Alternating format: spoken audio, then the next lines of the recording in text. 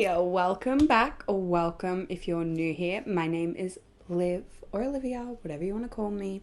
That's fine. Today I am here and I'm going to be doing my makeup and I'm going to be telling you guys a true crime story whilst I paint my face. Quick disclaimer, this video is for mature audiences only. I am mentioning quite gruesome things. I'm mentioning a horrible murder. If this video isn't for you, I'm telling you, please go find a video on puppies or something nice. I've said my piece. So the true crime story I have decided to tell you guys about today is actually about the Scream-inspired murders. I'm taking you back to 2006, September 22nd, 2006. The girl I'm talking about in today's story was Cassie Jo Stoddart, and I really hope I'm saying her name right. She was born December 21st, 1989. She was a Sagittarius. So she was raised when she was younger by her grandparents quite a lot. She had two siblings, an older sister and a younger brother. She was born in Pocatello. Am I saying that right? Pocatello, Idaho. Pocatello. I believe the population around the time, even in 2019, I can't remember the last time the statistics updated, was 57,000, and it was known to be quite a conservative town. Not much happened in it. Cassie was a straight A student. She was a very responsible young 16-year-old teenager. She wasn't a party animal. She was very artistic. She was a junior at Pocatello High School. And that is also where she met her boyfriend, Matt Beckham. The two of them had been dating for around 5 months. Her auntie and uncle, they had Cassie babysit for them multiple times. They were going away for the weekend, so they asked Cassie if she could house sit the house for the weekend because they had like 3 dogs and 3 cats. They had a lot of animals. So they were like, you want to come house sit? She was very eager to house sit because she loved their house for starters. She also was just excited to get away for the weekend. She was getting paid for it. So she was all for the idea of it. The house was a very big house. 4 bedrooms, 3 bathrooms, and it was on 2 acres of land on a really quiet street called Whispering Cliffs Drive. I mean, the name of that street already sounds spooky within itself. It was Friday, the 22nd of September 2006, when Cassie was going over to her aunt and uncle's house on the Friday after school to house sit until the Sunday. The house was in quite a remote area, so Cassie asked her aunt and uncle if it would be okay if her boyfriend, who I mentioned before, Matt, came over and gave her some company. And they agreed. They said that was fine. They knew she wasn't going to hold any wild parties or rages, and they knew she was a good student. At 6 p.m, Matt arrived and the two of them started to watch a movie. I believe it was Kill Bill. Matt caught Cassie by surprise. He actually told her that he invited 2 of their friends over to hang with them. Their names were Brian Draper and Tori Adamak. They were classmates of Matt and Cassie's. Although Cassie did call them friends, they weren't close by any means. Like, not enough for them to be going over. She was upset. She was annoyed that Matt had invited them over because she thought it was just going to be the 2 of them. She'd only asked for Matt to come. She didn't want her auntie and uncle to get mad at her, but he'd already invited them over. So Matt assured her they were all just going to relax, hang out, watch a movie. Brian and Tori arrived in between 6:30 and 7 p.m. Cassie gave the boys a tour of the house, and then they all went back to the living room and started watching the movie. They were about halfway through the movie when Tori and Brian started complaining that they were bored and they thought it was lame. They thought it was going to be like a house party. They weren't feeling it, and that if they were going to watch a movie, they wanted to be in a theatre for it and they could see something that was new. So they said that they were going to leave and go to the cinemas instead. Cassie didn't mind at all because it just meant her and Matt got to be alone together, and she was excited because that's what she asked for in the first place anyway. They said goodbye to the boys and the 2 of them went back to watching the movie. About 15 minutes after the boys left, Matt and Cassie were just watching the movie in the living room and the power went out completely. This left Cassie and Matt feeling quite afraid and quite scared. Apparently they were embracing each other on the couch and were too frightened to move. They knew the circuit breaker was down in the basement, but neither of them had the courage to go down there, and I don't blame them. That would have been terrifying. And apparently one of the dogs was barking at the basement door. Matt had a really bad feeling about this, so he called up his mother and asked her if he could stay the night. He explained what had just happened, the power going out, and he didn't want to leave Cassie alone in the house. His mother didn't feel comfortable with the two of them staying in this house alone, unsupervised, so she said no and that she would still be picking him up when she said she was going to.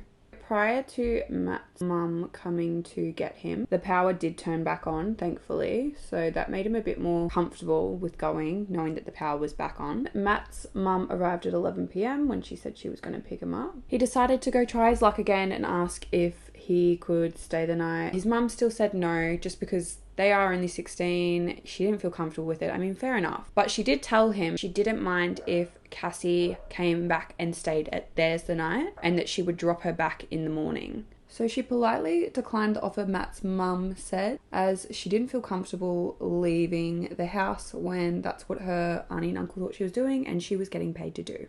Unfortunately, this would be the last time that anyone saw Cassie Jo Stoddart. It was 2 days later, on the 24th of September 2006, that Cassie's aunt, uncle and cousin, the Contreras family, arrived home from their holiday. Cassie's 13-year-old cousin was the first person to go in the house, and when she got to the front door, it was unlocked, which she found really strange because why would it be unlocked? As she entered the living room, she began screaming. Her parents came running inside to see what the problem was. When they came inside, they found the living room completely covered in blood. There was blood on the walls, blood all over the carpet, all over the furniture. When they walked around the living room, they found next to the couch was the deceased body of Cassie. Her uncle called the police right away shortly after her mother and her stepfather arrived, and the whole family, as you can imagine, were devastated. Investigators quickly arrived and started to process the scene. They were unable to find any sign of forced entry into the house, which did mean that either the person that did it or the people that did it were either friends, they knew the family, or they knew the house. There was no way that anyone had broken in there. Apart from the scene in the living room, absolutely nothing else was touched or out of place in the house. There was nothing stolen. Everything was intact. It did mean the motive behind this wasn't a robbery, it was an attempted murder. They found the pets locked in a different room, but they were all unharmed. Cassie's autopsy revealed that she had been brutally attacked, being stabbed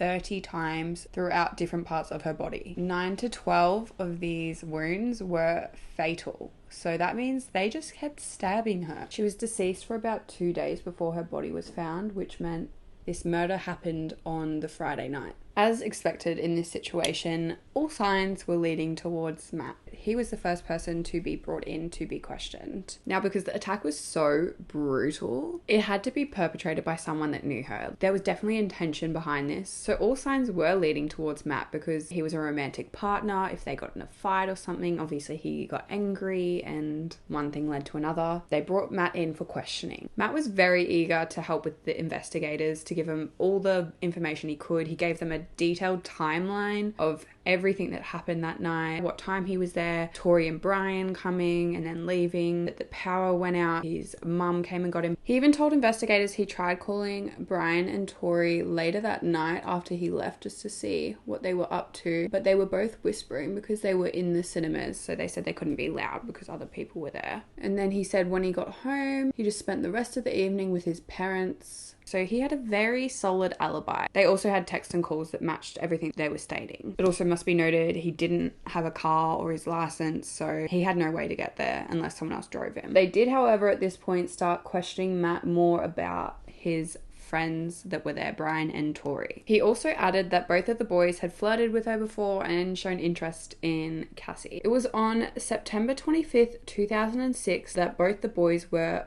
pulled into the station for investigating. They both were led into separate rooms and they were both allowed their parents in there because they were only 16 at the time. So both of them were interviewed several times by investigators over the next few days. As the questioning progressed, neither of the boys were able to keep up with their stories. Things started not adding up. They both said that they were at the house and then they left to go to the movies. Neither of them had tickets to prove that they were even at the cinemas. They said they went and saw the movie called Pulse. Neither of them could tell them what happened in the movie, who was starring in the movie. When they were asked, they were just like, it was boring, we weren't paying attention, I didn't enjoy it. Even if you didn't enjoy a movie, you would still at least know one little detail, or you would know maybe one actor or actress if it was like a well-known movie. They had no clue. Because of this, the investigators decided to go down to the theatre to question who was working on the Friday night.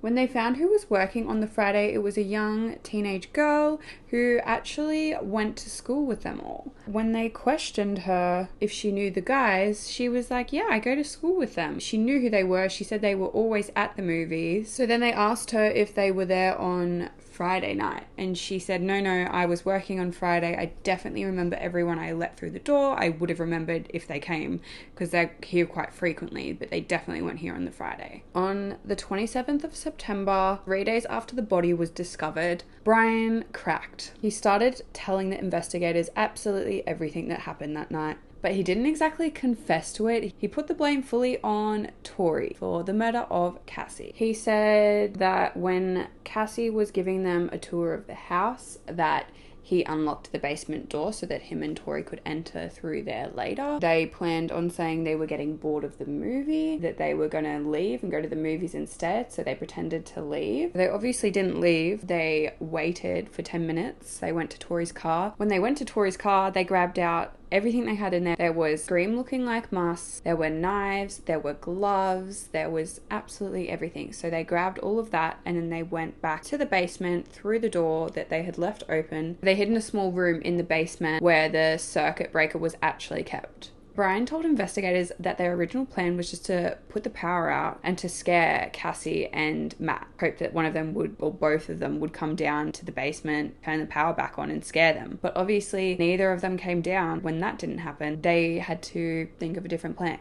He said after that failed attempt, they waited for Matt to leave and then they started messing around with the power again, hoping that Cassie would come down and check. But of course no one did. So then apparently Brian said Tori ran up the stairs and stabbed Cassie to death. But this is when things start getting pretty unclear because both the boys turned on each other at this point and started putting the blame on each other. So in Brian's fourth interview with the investigators, he said that while Tori was the first to stab her, he did end up stabbing her in the leg and the chest, but only because Tori was pressuring him to do it. He was scared how Tori was going to react if he didn't follow through with what he said he was going to do. And according to Tori, Cassie was going to die anyway, so he may as well do it. After this statement from Brian, Tori could no longer claim he was innocent because he had been doing that. But he did try and turn the blame back around to be all on Brian. He claimed that it was all Brian's idea and that he had no idea what was going on. He thought they were just going to scare Cassie. Tori claimed that he believed that they were just creating their own movie, like Scream, because they loved that horror film. He didn't think that they were going to actually murder her, thought they were just going to scare her. But he said that's why they bought the scary mask and the slasher-like knife. When they were in the basement, Tori said he was too scared to come up from the basement,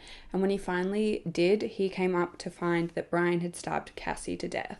Brian led the investigators to a place called Black Rock Canyon where him and Tori had both buried the evidence. When the investigators found the evidence, there was over 2 dozen worth of items. Like, the list could go on forever. I'm not going to go into full detail, but they found gloves, they found black boots, they found the Halloween Scream looking mask, they found 4 different knives, they found a videotape, and they found a camera. One of the items they did find was a letter, but it was burnt quite a bit. They couldn't really make out what it said, but they could partially see what they thought said they had an idea of killing Matt if he was still at the house. The investigators would soon soon find out that Brian and Tori clearly thought they were upcoming filmmakers. They were keeping a vlog the day leading up to the murder, the day of the murder, and right after it happened. They were filming the whole entire time, then planning it all. It was what the boys were talking about in the videos that really cemented the investigators' beliefs that they were both guilty for this murder.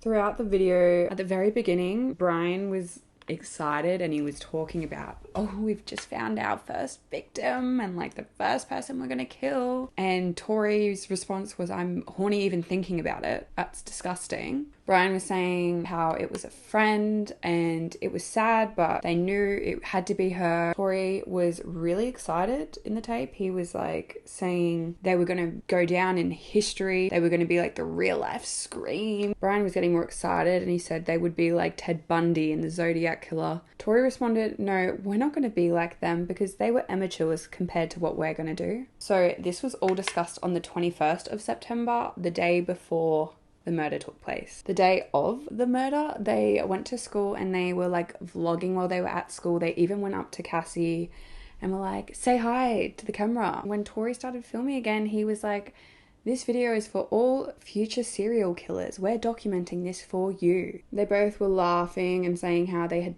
attempted previous times to murder people, but it always didn't go to plan, something always stuffed up. The night of, just before they started documenting again, they were saying how they had just been in the house for about an hour and how they had checked the whole house and they'd unlocked the basement door so that they could get back in, and that they were really nervous but they were so ready. After the murder took place, Brian picked up the camera and started documenting again while Tori was driving. Brian was saying, I just stabbed her in the throat and I just saw her lifeless body there. He was like, it just disappeared, dude. I just killed Cassie. Brian continued to go on. Obviously he was on a high. Tori just told him to shut up and that they got to get their act straight. Brian and Tori were both charged with 1 count of murder in the first degree and 1 count of conspiracy to commit murder in the first degree.